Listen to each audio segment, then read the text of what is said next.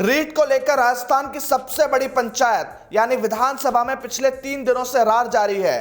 भाजपा विधायकों ने रीट की गड़बड़ियों की सीबीआई जांच कराने की मांग को लेकर नारेबाजी की।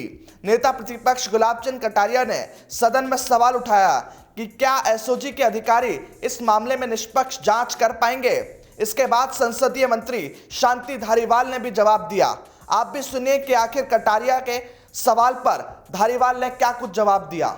सरकार से आपके मंत्री गाली देते हैं, क्या ये मेरे मंत्री नहीं, आपके भी मंत्री आपका मतलब इस सरकार का मंत्री? मेरा मंत्री, आपके भी मंत्री हैं। सरकार का मंत्री। आप गुस्सा मत करें, आपके भी मंत्री हैं, मेरे मंत्री नहीं है, राजस्थान सरकार के मंत्री हैं। आप गुस्सा नहीं, आप प्रेम से आराम से बोले, गुस्सा नहीं करें, आप आराम से बोले। आप मैं आपसे, आपने जो कार्रवाई की वो नियमों के तहत की, 4 लोगों को बाहर निकाला, आपने बड़ा मन रख करके उनको यहाँ तक अलाउ किया, कोई दिक्कत नहीं।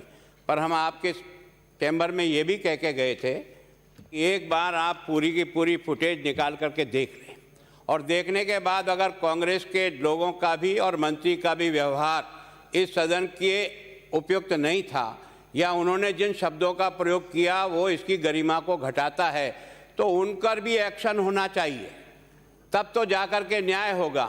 बाकी एक तरफा न्याय हुआ, इसके कारण से दुख था। मैं सोचता हूँ कि हम भी चाहते हैं कि व्यवस्था को ठीक है। हम क्या चाहते हैं, मैंने आपसे भी निवेदन किया, मैं एक शिक्षक रहा हूँ, मैं कॉलेज में नहीं पढ़ाया, मैंने स्कूल में ज़रूर पढ़ाया, पर एक अध्यापक रहा हूँ, और अध्यापक रहने के कारण से ये जो एक गैंग बन गई है, जितने लंबा समय तक, मेरे समय में भी पेपर आउट थे, मैं स्वीकार करने में कभी घबराता नहीं हूँ, मेरे समय में भी हुआ है।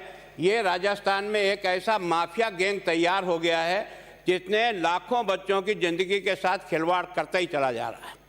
मैं सोचता हूं कि पहले भी कुछ लोगों को गिरफ्तार किया, कुछ लोगों के खिलाफ केस बनाए होंगे, अब की बार भी जो इस प्रकार का केस बना है, मैं केवल आपसे एक इतना निवेदन करना चाहता हूं, अगर मेरी बात कहीं सच आपको लगे तो उस पर विचार करिए। सारे राजस्थान की पेपर सुरक्षा की व्यवस्था प्रशासनिक अधिकारियों को और पुलिस को थी, तो ये शिक्षा संकुल ही ऐसी क्या विशेष जगह थी जिस जगह पर केवल और केवल राजीव गांधी स्टडी सर्किल के नामजद लोगों को यहाँ पर नियुक्त किया। आप कह सकते हो नियुक्त करें, कोई दिक्कत नहीं, नियुक्त करें। उनमें से कुछ लोग पकड़े भी गए, उनके खिलाफ कार्रवाई हुई, केस बना, समझ में आता है, लेकिन उनको लगाने का काम किसने किया? इस प्रकार के घटिया लोगों को, जिनको पहले भी इसी प्रकार के दोष हो चुके हैं, उनको आप उस पेपर की सुरक्षा की जिम्मेदारी सौंपो। जब बाड़ी खेत को खा जाती है तो फिर जांच केवल और केवल उनको ही नहीं होगी, उनको लगाने वाले लोगों की भी होगी, जिन्होंने इस प्रकार के लोगों को लगाकर इन लाखों बच्चों के साथ किया है। मेरा ये कहना है कि परीक्षा जिस जगह हो रही होने दो। आपने 62,007 मिला दिए, बहुत अच्छा, स्वागत योग्य है। आप उस परीक्षा के प्रोसेस को शुरू करिए ताकि बच्चों की ज़िंदगी के साथ किसी प्रकार की तकलीफ ना आवे, क्योंकि उनके मन में भी इस बात की पीड़ा है कि आखिर 19 से लेकर हम इंतज़ार कर रहे हैं, परीक्षा होगी, हमारा सिलेक्शन होगा, सिलेक्शन फेयर हो, इस भी सब स्वागत करते हैं। लेकिन अगर सिलेक्शन में ये इस प्रकार की नकलबाजी हो करके योग्य व्यक्ति तो पिछड़ जाएं, और इस प्रकार के ये जो गैंग है ना, ये गैंग कोचिंग सेंटरों के साथ मिली हुई गैंग है। अगर इसका पुख्ता प्रयास करोगे, यहाँ तक कि अगर मैं और मेरी पार्टी का भी कोई व्यक्ति इस गैंग का शरीक हो, उन सब का पर्दाफाश होना चाहिए और ये गैंग राजस्थान में खत्म होनी चाहिए, ताकि लाखों बच्चों की जिंदगी के साथ ये जो तमाशा चल रहा है, इस तमाशे का एंड होना चाहिए। इसलिए हमने कहा परीक्षा अपनी जगह आप कराओ, सिलेक्शन आप अपनी जगह कराओ, इन बच्चों को नौकरी आप अपनी जगह दो, जिस प्रोसेस से भी देना उस प्रोसेस से दो, पर उसमें पवित्रता बनी रहे। सीबीआई जांच के पीछे समय लग सकता है, मैं भी जानता हूं, लेकिन आज जिन लोगों ने इनको यहां लगाया, राजीव गांधी स्टडी सर्किल के ये कौन लोग हैं? ये प्राइवेट लोग कैसे आए? ये प्राइवेट चलाने वाला व्यक्ति के हाथ में आपने उसकी स्ट्रांग रूम की चाबी कैसे दे दी? और चाबी से टूटा है, कोई पेपर कोई तोड़ के नहीं निकाला गया है, पेपर विधिवत निकला है, और उसमें से काटा कैसे, जिस प्रकार की कार्रवाई मैंने पहले दिन से स्वागत किया। मुझे राजस्थान की पुलिस पर आज भी इत्मीनान है कि हमारी पुलिस में कई अच्छे अधिकारी चाहिए जो इन बेईमानों को भी पकड़ करके, ताकि सारी की सारी लिंक खुल जाए, और उसमें जो भी दोषी हो, मैं हूं, मेरी पार्टी का हो सकता है, इधर हो सकता है, उधर हो सकता है, मन में सबके एक ही इच्छा है, इन बच्चों के साथ न्याय हो। इन बच्चों के साथ सही परीक्षा हो, इन बच्चों को अपना हक मिले, ये आप और हम सब चाहते हैं। और जैसे रेत माफिया होती है, शराब माफिया है, वैसे राजस्थान में एक लंबे समय से ऐसे माफियों की गैंग तैयार हो गई है और इनके सरगना ये सारे के कोचिंग सेंटर के लोग मिलेंगे। जो पेपर 5 करोड़ में बिका, आप और मैं बाजार में खड़ा रह करके 10-10 लाख में बेचूंगा क्या? कब तक बेचूंगा? कब तक पेपर के पैसे वसूल होंगे? पेपर बेचने का मतलब पहले से ही कोचिंग सेंटरों से कोई तो भी समझौता है, एक साथ ही पेपर जाएगा। और इसलिए उन सारे कोचिंग सेंटरों का भी मेरे जमाने से लेकर के आज तक यही क्यों आता है, यहीं से एक एक गांव में मेरे 11 सीआई ऐसा ही बने हैं, एक एक गांव में। मतलब यह है कि ये केवल ये पहली घटना नहीं है, इसके पहले भी एक ये गिरोह जिस प्रकार से चल रहा है, इस गिरोह को तोड़ना पड़ेगा और इसके लिए कोई तो भी पुख्ता व्यवस्था करना पड़ेगा। ये पक्ष और विपक्ष का सवाल नहीं है, ये बीजेपी और कांग्रेस का सवाल नहीं है, उन सारे बच्चों का सवाल है जो बड़ी मेहनत करके अपनी गरीबी में पढ़ करके और आगे बढ़ने का प्रयास करते हैं।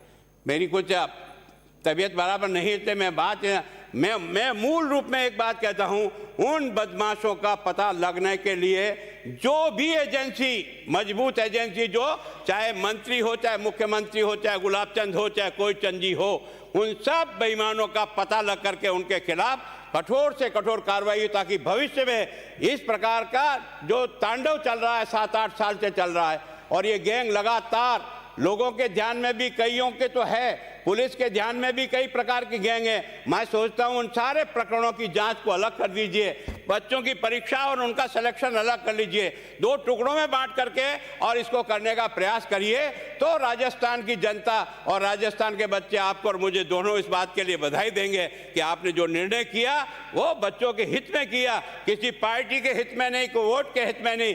आज अगर इतने लाख बच्चे तो 1 करोड़ जनता, उसके बच्चे बच्ची जो है ना, परिवार प्रभावित हो रहे हैं, उनके दर्द को कोई समझता है?